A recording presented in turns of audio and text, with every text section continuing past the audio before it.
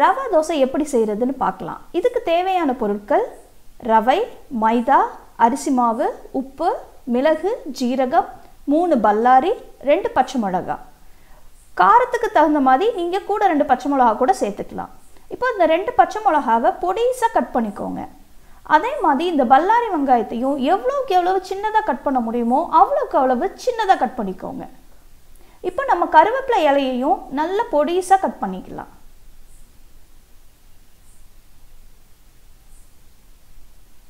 இப்போ நம்ம 1 ஸ்பூன் மிளகு, 1 ஸ்பூன் ஜீரகம், இது ரெண்டையும் தண்ணி ஊற்றி ஊற வச்சுக்கலாம்.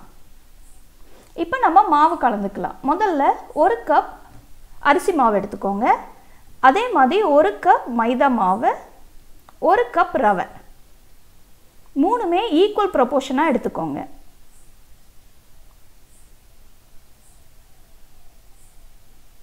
இப்போ இதுக்கு 1 ஸ்பூன் உப்பு சேர்த்துக்கோங்க.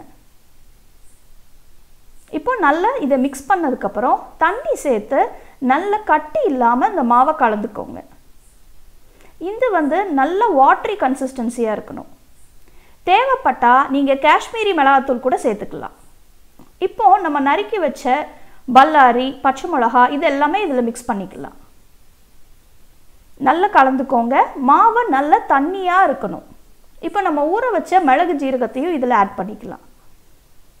கட்டியாக இருக்கக்கூடாது, மாவு நல்ல தண்ணியாக இருக்கணும். இப்போது நம்ம எண்ணெய் கொஞ்சம் சேர்த்துக்கலாம். நீங்கள் எண்ணெய் இப்போ சேர்க்கறதுனால தோசை ஒட்டாமல் சூப்பராக வரும். இப்போ தோசை ஊற்றுறது எப்படின்னு பாருங்கள். நார்மல் தோசை மாதிரி இல்லாமல் ஒரு கரண்டி மாவு எடுத்து அதை நல்லா சுற்றி ஊற்றணும். இப்போ அடுப்பை ஹை ஃப்ளேமில் வச்சுக்கோங்க. இப்போ தேவையானா நீங்கள் எண்ணெய் கொஞ்சம் ஆட் பண்ணிக்கலாம். வேணும்னா நெய் கூட ஆட் பண்ணிக்கலாம். ரொம்ப டேஸ்ட்டாக இருக்கும். இப்போ 2 பக்கம் திருப்பி போட்டு நல்ல மொறு மொறுன்னு சுவையான ரவா தோசை ரெடி. குழந்தைகளுக்கு இந்த ரவா தோசை ரொம்ப ரொம்ப பிடிக்கும். இது நிறைய ரெசிபிஸ் சேனலை சப்ஸ்கிரைப் பண்ணுங்க, பெல் அடிங்க, சந்தோஷமா இருங்க.